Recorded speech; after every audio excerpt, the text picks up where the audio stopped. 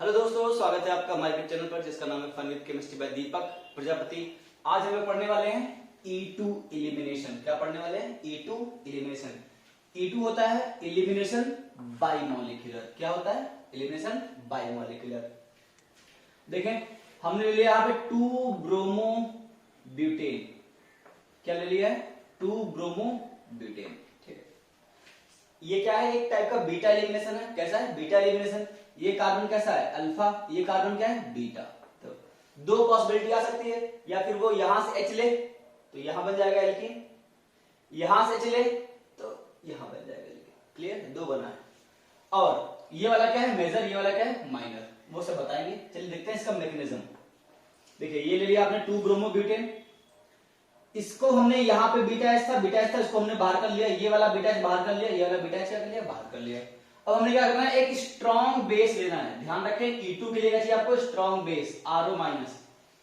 ढेर सारे हैं, NH2 माइनस है, RO माइनस है। ठीक है, ये क्या करेगा भाई साहब? ये अटैक करेगा आपके बीटा एच पे। ये अटैक करेगा आपके बीटा एच पे। ठीक है, जब बीटा एच पे अटैक करेगा तो क्या होगा? ये भागेगा और ये इधर से, ये इधर भागा, ये इधर भागा। क्लियर? तो ये जो स्टेप होता है ये सिंगल स्टेप का होता है। क्या होता है? Single step. और जब ये सिंगल स्टेप होता है, जो बनता है उसे क्या बोलते हैं? Transition state. जो बनता है उसे क्या बोलते हैं? Transition state. ट्रांजिशन स्टेट क्या होता है? एक ऐसा स्टेट जहां पे बीबी और बीएफ क्या हो? एक साथ हो, जहां पे बॉन्ड ब्रेकिंग हो, बॉन्ड फॉर्मेशन क्या हो? साइमल्टेनियसली हो। देखिए ध्यान से, ये जो आपका RO माइनस था, अभी इस पे क्या आ गया? डेल माइनस आ गया। फंड देखिए क्या है? RO माइनस है, ये H है। ये क्या हो रहा है? ये हो रहा है BF। ये क्या हो रहा है? BF, बॉन्ड फॉर्मेशन हो रहा है। ये क्या हो रहा है? BB। यहां पे क्या हो रहा है? BF। और यहां क्या हो रहा है? BB। तो BB यहां से हुआ, BB यहां से हुआ, मतलब क्या हो गया? BF, bond formation. सिमिलरली यहां क्या हो गया? BF, BB, BF और BB। ठीक है, इसमें देखो RO माइनस H, ये कार्बन और Br, ये जो 5 स्पीशीज आपको दिख रही है, ये सब सेम प्लेन में होते हैं। क्या होते हैं? सेम प्लेन में। और ये अटैक जो आप करा रहे हो, हमेशा क्या होगा? Anti to leaving group. आपका जो बेस होगा ऑलवेज एंटी टू क्या होना चाहिए? Living group, that is anti. और जो भी स्पीशीज सब क्या है? Planar, that is called anti पेरिप्लेनर।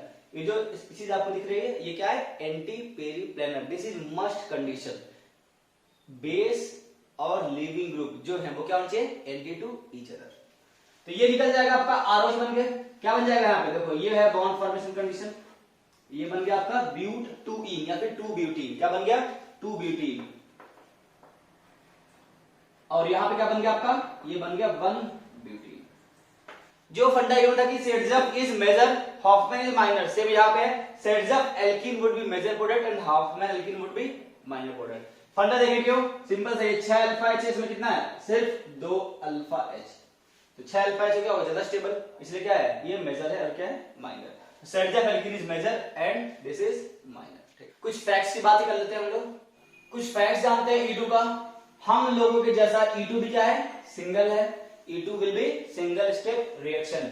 Rate depends on alkyl halide as well as base. जैसे E1 में क्या था? सिर्फ alkyl halide डिपेंड करता है, इसमें बेस पे भी डिपेंड करता है। तो पावर वन क्या हो जाएगा? Second order reaction. क्या हो जाएगा? Second order reaction.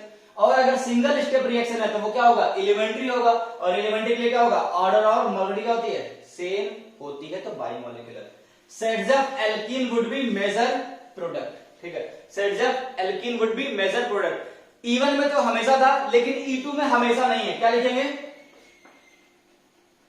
General case है। क्या है? जनरल केस है।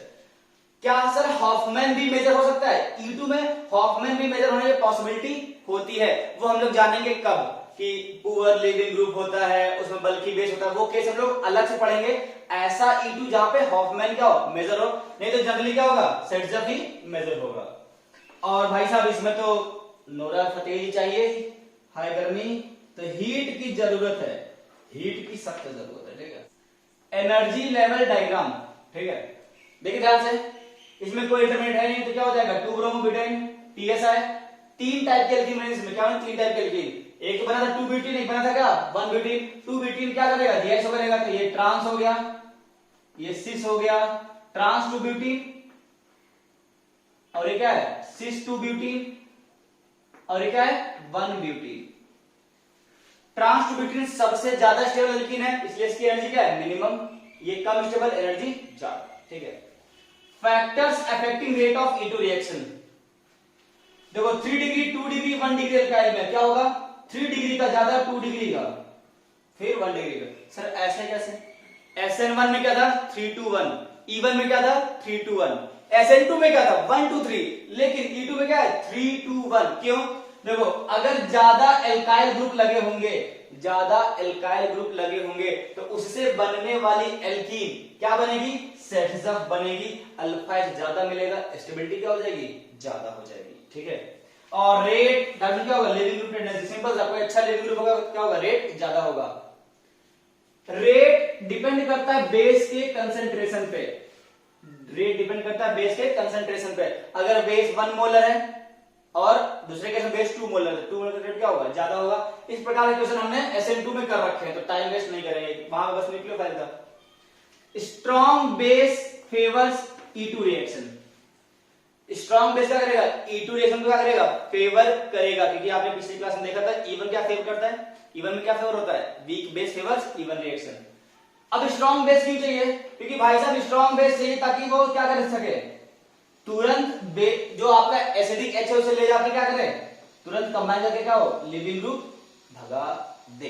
ठीक है। ऐसा नहीं कि भैया लिविंग ग्रुप जा रहा है, कार्बोडाइन बन रहा है, हम वेट कर रहे हैं ना, तगड़ा बेस चाहिए, तुरंत H निकालेगा और एल्कीन बनाएगा। सबसे फेमस है NaNH2 और एल्कोहलिक KOH। क्या फेमस है? NaNH2 और एल्कोहलिक KOH, दारू वाला KOH। OR माइनस है ना, एल्कोऑक्साइड आयन। R क्या क्या हो सकता है? CH3ET। और एक बड़ा फेमस है बल्कि बेस है, बल्कि बेस है TBuO माइनस। क्या है? TBuO minus. ये क्या होता है? ये होता है टर्सरी ब्यूटॉक्साइड, CH3, CH3 और O minus. This is tertiary butoxide. ठीक है। यही वाला बेस है जो हॉफमैन बनाएगा, वो हम लोग आगे डील करेंगे। Polar aprotic solvent favours E2 reaction. सारी कहानी हो चुकी है, SN2 में सिमिलर है। High temperature favours E2 reaction. कैसे? एंडोथर्मिक रिएक्शन है। कैसा है? एंडोथर्मिक रिएक्शन है। ली चैटलियर बाबा कहते हैं कि endothermic reaction favours at high temperature. Clear है? अब देखते हैं, बहुत ही इंपॉर्टेंट टॉपिक है स्टीरियोकेमिस्ट्री ऑफ E2। E2 में कैसा एलिमिनेशन होता है, सिन या एंटी। देखिए अगर कोई स्ट्रॉन्ग बेस आ जाए B माइनस, क्या आ जाए? कोई स्ट्रॉन्ग बेस, वो क्या करेगा? H पे अटैक, वो डबल बॉन्ड बनाएगा और लिविंग ग्रुप भाग जाएगा। ठीक है। देखो जिस डायरेक्शन से बेस अटैक कर रहा है उसी डायरेक्शन से क्या हो रहा है? लिविंग ग्रुप बाहर जा रहा है। This type of elimination is called syn elimination. समझे क्या बोला? जिस डायरेक्शन से बेस अटैक कर रहा है उससे क्या हो रहा है? Leaving group, this is syn elimination. अच्छा दूसरा केस क्या हो सकता है? B माइनस, इस पे अटैक किया, इस पे अटैक किया और लिविंग ग्रुप बाहर। दिख रहा है? बेस जिस डायरेक्शन से अटैक कर रहा है लिविंग ग्रुप उसके अपोजिट से क्या हो रहा है? रिमूव हो रहा है। This is called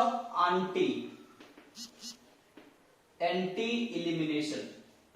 this is called anti elimination.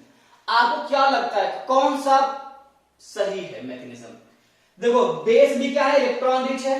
Leaving group जब निकल रहा है वो भी क्या बन रहा है? इलेक्ट्रॉन रिच है, एनायन टाइप का। तो इसमें और इसमें क्या होगा? Electron electron repulsion.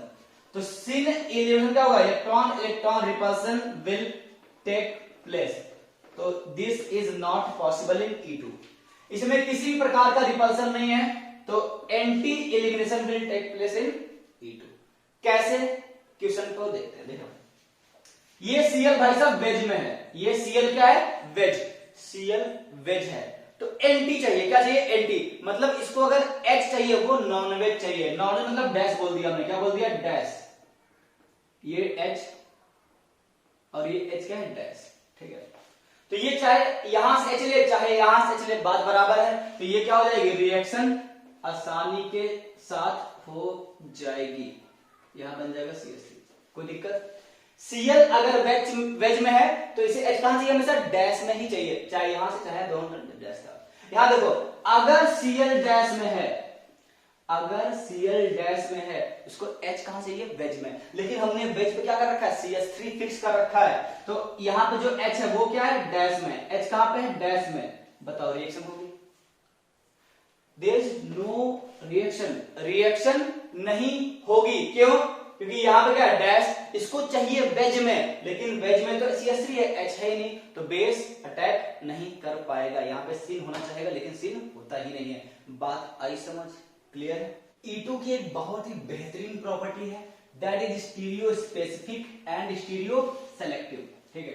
ये क्या होता है एक एक करके समझते हैं। देखिए अगर हम बात करते हैं स्टीरियो स्पेसिफिक की, एक रिएक्टेंट ले लिया हमने कुछ ऐसा, ठीक है, यहां पे Cl है, यहां पे क्या है, CH3। स्टीरियो स्पेसिफिक का मतलब क्या होगा, ये जो टर्म है, this term is related to reactant, reactant के रिस्पेक्ट में हम बात करते हैं, ठीक है।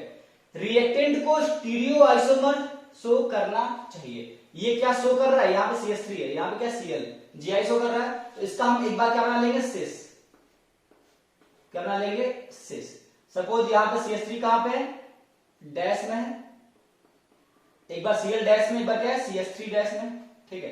एक बार हमने बना लिया ट्रांस, सपोज ले लिया आपने OCH3 माइनस और डिलीट कर दिया, ठीक है। अब देखिए रिएक्शन ये कहां पे है, डैश में है, तो इसे H कहां चाहिए, वेज में चाहिए, H कहां चाहिए, वेज में, तो H वेज में अगर मिल गया तो रिएक्शन हो गई, है ना। Cl कहां पे है, डैश में, H चाहिए कहां पे, वेज में, वेज में आपने CH3 फिक्स कर दिया है, तो H यहां पे क्या है, डैश में है, तो नो रिएक्शन, ये तो स्टीरियोकेमिस्ट्री में बताया हमने। अब इसे हम लोग स्टीरियो स्पेसिफिक कैसे बोलते हैं, देखिए ध्यान से। स्टीरियो स्पेसिफिक का मतलब होता है कि एक ऐसा रिएक्टेंट, एक ऐसा रिएक्टेंट जो स्टीरियो आइसोमर क्या कर रहा हो, शो कर रहा हो। देखिए ये वाला हमने जो बनाया था वो था सिस, और ये वाला बनाया था ट्रांस। एक ऐसा रिएक्टेंट जो स्टीरियो आइसोमर शो कर रहा हो और उसका एक फॉर्म रिएक्शन दे रहा हो लेकिन दूसरा फॉर्म रिएक्शन नहीं दे रहा हो, ऐसी रिएक्शन को हम लोग स्टीरियो स्पेसिफिक बोलते हैं।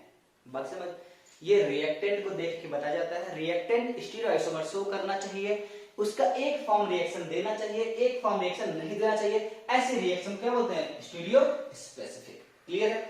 अब आते हैं stereo selective, this term is related to product, मतलब ये विथ रिस्पेक्ट टू प्रोडक्ट बात करता है, कैसे, देखिए सपोज हमने लिया 2-ब्रोमोब्यूटेन, क्या लिया, 2-ब्रोमोब्यूटेन, अभी हमने किया था एग्जांपल OCH3 क्या कर दिया, हीट, तो क्या बनाया बताओ, ये बनाएगा एक ट्रांस, एक बनाएगा सिस और एक बनाएगा 1-ब्यूटीन, है ना। अब इसमें क्या होता है, स्टीरियो स्पेसिफिक में रिएक्टेंट का स्टीरियो आइसोमर बनना चाहिए, स्टीरियो सेलेक्टिव में प्रोडक्ट का क्या होना चाहिए, प्रोडक्ट का स्टीरियो आइसोमर बनना चाहिए। देखिए यहां पे क्या बना था, 2-ब्यूटीन, है ना, क्या बना था, 2-ब्यूटीन, और क्या बना था यहाँ पे 1-ब्यूटीन बना था, ठीक है, क्या बना था 2-ब्यूटीन और 1-ब्यूटीन। हाँ, क्या ये 2-ब्यूटीन स्टीरियो आइसोमर शो करता है, हाँ जी, ये क्या है, स्टीरियो आइसोमर, क्लियर है। अब इसमें क्या होता है, प्रोडक्ट जो बनता है वो अनइवन अमाउंट में होना चाहिए, क्या बनना चाहिए, अनइवन अमाउंट में, और स्टीरियो आइसोमर शो करना चाहिए, ठीक है। देखो ये था मेजर, ये क्या था मेजर, ये क्या था माइनर, ठीक है, ये वाला मेजर, ये वाला माइनर।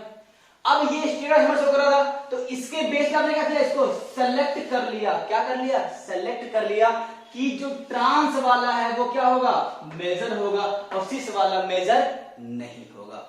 बात आई समझ, व्हाट इज स्टीरियो सेलेक्टिव, ये प्रोडक्ट के रिलेटेड बात करता है, उसमें अनइवन अमाउंट बनता है, उसमें क्या होना चाहिए, स्टीरियो आइसोमर शो करना चाहिए, जो स्टीरियो आइसोमर शो करेगा उसमें हम लोग चेक करेंगे, उसको सेलेक्ट करेंगे, उसमें से कौन सा मेजर है कौन सा माइनर है, clear, this is called stereo selective. आज हम लोगों ने पढ़ लिया E2 का ढेर सारा कॉन्सेप्ट, अब हम लोग नेक्स्ट एपिसोड में E2 के ढेर सारे क्वेश्चंस करेंगे, तब तक के लिए आप एंजॉय कीजिए।